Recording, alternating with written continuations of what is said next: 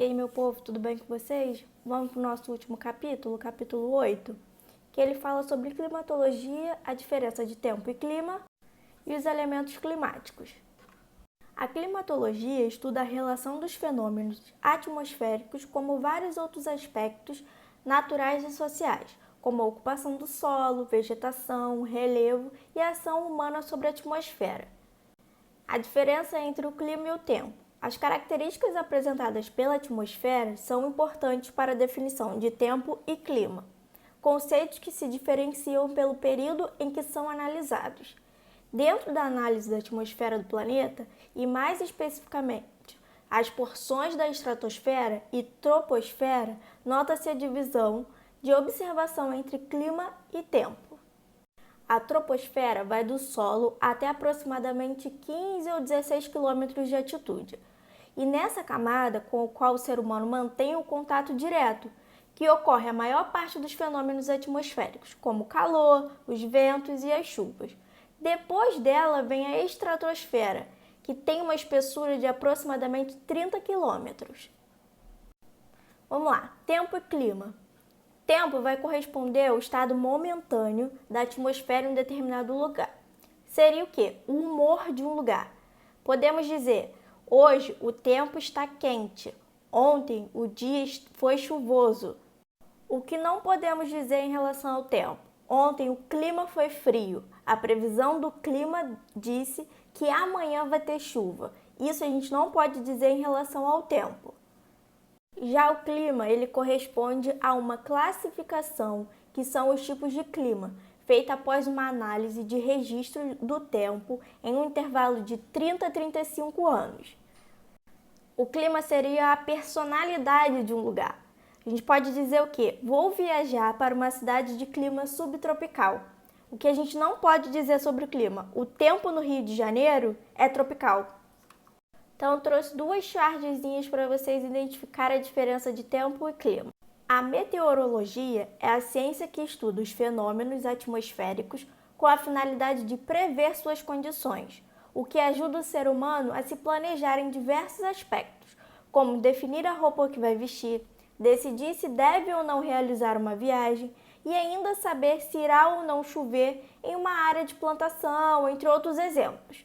Ou seja, meteorologia é responsável por estudos do tempo atmosférico e a climatologia, ela estuda o clima.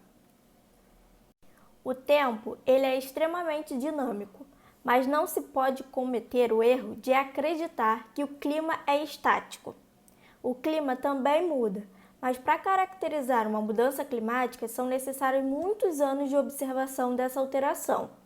Para determinar de fato uma mudança climática, é preciso analisar uma série temporal, um período de pelo menos 30 anos, na qual se registrem mudanças no padrão do tempo.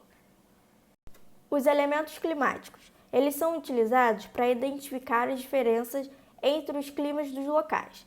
Entre eles, a temperatura do ar. A radiação é proveniente do Sol e é responsável pelo aquecimento do ar atmosférico. Contudo, tal aquecimento ocorre principalmente por irradiação na superfície terrestre. Os raios solares esquentam as terras e as águas, que, uma vez aquecidas, irradiam o calor para o ar atmosférico. O fenômeno relacionado ao aquecimento da Terra por meio da radiação é o efeito estufa. Ao contrário de que muitos pensam, o efeito estufa é um fenômeno natural. E a vida do planeta não seria como é hoje caso ele não existisse. Ele funciona de modo a não deixar todo o calor irradiado do solo para a atmosfera sair do planeta, causando um fenômeno similar ao de estufa, permitindo que a temperatura se estabilize em média de 23 graus. A temperatura do ar é um elemento climático muito importante para os seres vivos, exercendo grande influência na distribuição humana sobre a Terra. O albedo, ele corresponde à reflexão dos raios solares em função da cor da superfície de contato. Nas regiões polares, onde o branco predomina, a reflexão gira em torno de 75%. Na região amazônica, por ter predomínio do verde, reflete cerca de 15%. Quanto menor o albedo, maior a absorção dos raios solares, maior o aquecimento e, por conseguinte, maior a irradiação solar. A influência da latitude é o primeiro fator a ser considerado a determinação dos tipos climáticos, pois o único fornecedor de calor em quantidade considerável é o Sol, e seu efeito é maior quanto mais verticais forem os seus raios.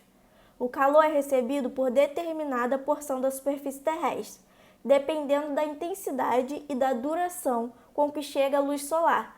Ambos dependem da latitude.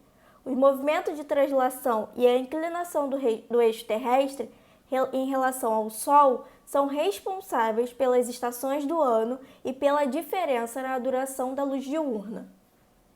Então é necessário considerar que os dois fatores fazem com que o ângulo de incidência dos raios solares no planeta sofra alteração ao longo do ano. Uma observação: quanto maior a latitude, menor a incidência solar e, por conseguinte, menor a temperatura. A altitude. Quanto maior a altitude, menor será a concentração de ar e, consequentemente, menor a capacidade de reter energia térmica. Devido à influência da altitude, cidades localizadas na mesma latitude, ou seja, na mesma distância do Equador, podem apresentar temperaturas distintas. As correntes marítimas são massas de ar que se deslocam pelos oceanos. Essa movimentação se dá pela diferença de densidade, rotação da Terra, ventos e relevo marinho. As correntes frias, que têm sua formação dos polos, como a de Humboldt, inibem a rápida e volumosa evaporação, devido à temperatura mais baixa da água, e impedem que a umidade dos oceanos chegue ao continente. Maritimidade e continentalidade. Existem elementos que influenciam diretamente a temperatura de um local.